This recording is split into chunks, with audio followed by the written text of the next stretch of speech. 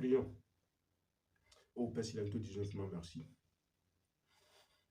Merci pour ce que tu fais. Merci car nous sommes encore venus dans ta présence ce matin. Que ton nom soit glorifié, que ton nom soit loué dans le nom de Saint-Christ. Ta parole est claire, ta parole illumine, ta parole révèle. Tu as dit dans ta parole que nous sommes la lumière du monde. Que cette lumière éclaire, qu'on éclaire les frères, qu'on éclaire les sœurs dans le monde entier. Que le monde entier soit éclairé de ta parole. Nous mettons tout ce que nous voulons faire ce matin dans tes mains. Manifeste-toi dans nous. Manifeste-toi.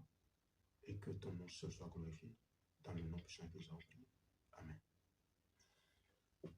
Oh mes frères, mes sœurs, ceux qui nous suivent dans le monde entier, bonjour à vous et soyez tous bénis dans le nom puissant de Christ.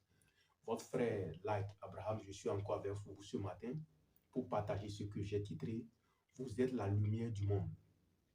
Vous êtes la lumière du monde.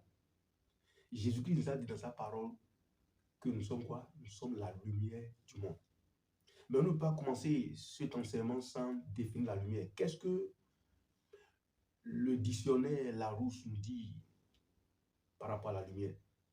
La définition de la lumière selon le dictionnaire Larousse. La lumière peut être définie comme la clarté émise par le soleil qui éclaire les objets et les rend visibles. La lumière peut être définie comme clarté émise par le soleil qui éclaire les objets et les rend visibles. Clarté émise par le soleil. Clarté émise par le soleil qui éclaire les objets et les rend visibles. Gloire à Dieu. Jésus nous dit que nous sommes la lumière. Et le dictionnaire nous dit la lumière, c'est la clarté émise par le soleil et qui rend les objets quoi? Visibles et qui rend les objets visibles. Qu'est-ce que le dictionnaire biblique nous dit? Le dictionnaire biblique a aussi sa définition de la lumière. Lisons rapidement. Le dictionnaire biblique nous dit la lumière est un phénomène naturel qui nous est révélé par le sens de la vue. La lumière est un phénomène naturel qui nous est révélé par le sens de la vue. Gloire à Dieu. Allons-y rapidement dans Matthieu chapitre 5, de verset 14 à 16. Nous allons lire rapidement la parole de Jésus-Christ, ce que Jésus-Christ nous dit. Jésus-Christ a dit que nous sommes la lumière du monde. Matthieu chapitre 5, à partir du verset 14. Verset 14 nous dit, vous êtes la lumière du monde.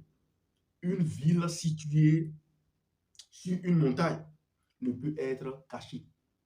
Vous êtes la lumière du monde. Une ville située sur une montagne ne peut être cachée.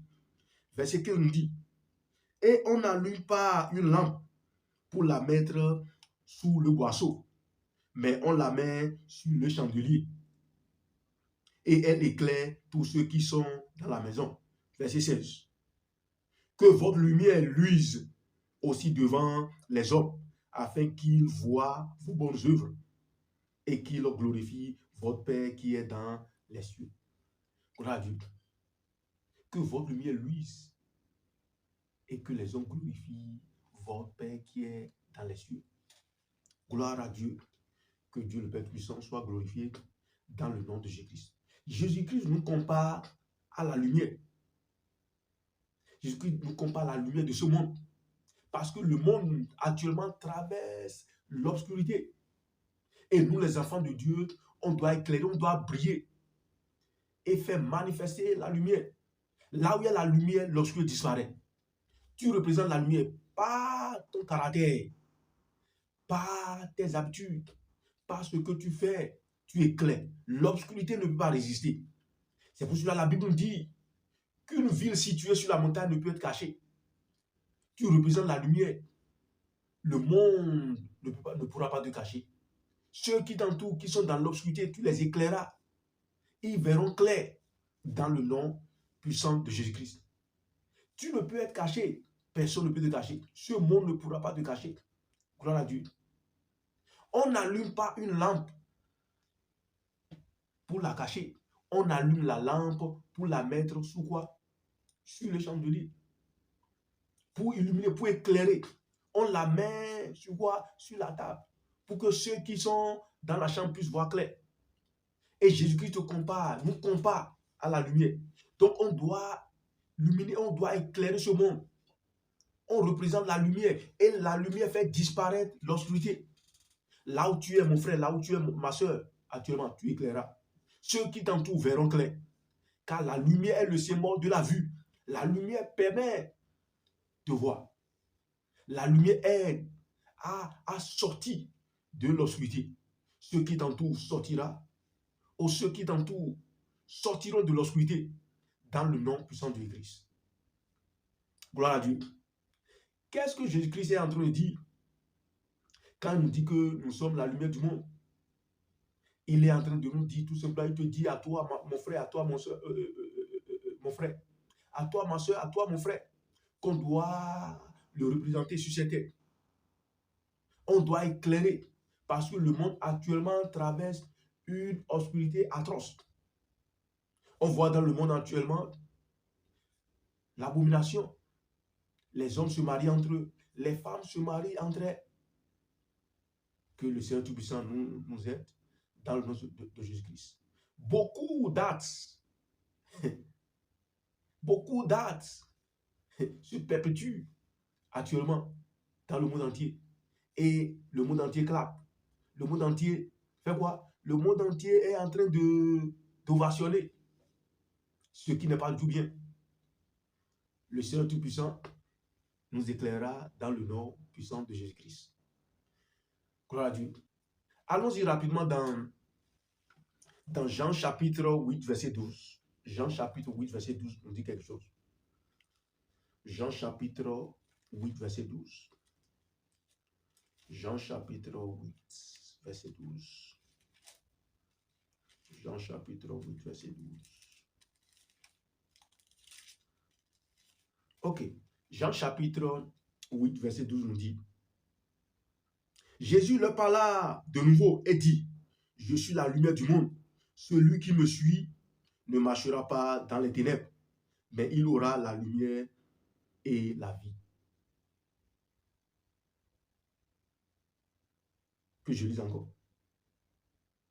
Jésus leur parla de nouveau et dit: Je suis la lumière du monde. Celui qui me suit ne marchera pas dans les ténèbres, mais il aura la lumière de la vie. Donc, nous sommes les enfants de Dieu. Nous sommes les enfants de Dieu. Nous suivons Jésus-Christ. On a cette lumière-là. On a la lumière. On a la vie.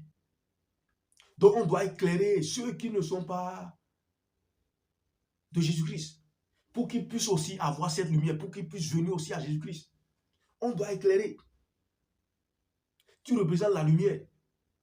Tu dois illuminer. Tu dois éclairer ceux qui t'entourent. Tu dois éclairer ceux qui t'entourent. Là où tu es actuellement, tu dois éclairer ceux-là qui ne voient pas de façon claire.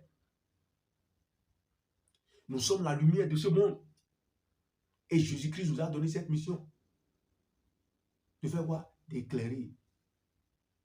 Jésus-Christ est la lumière. Et ceux qui le suivent, ceux-là aussi ont cette lumière-là. Tu as cette lumière, mon frère, tu as cette lumière, ma soeur. Et tu transformeras ton environnement. Tu transformeras ta famille dans le nom puissant de Christ. Maintenant, mon frère, ma soeur, comment manifester cette lumière? Comment être la lumière du monde? La première des choses, tu dois connaître Jésus-Christ. Tu dois le reconnaître qu'il est le Fils de Dieu, qu'il est mort sur la croix, qu'il est le donneur de quoi? De la vie éternelle.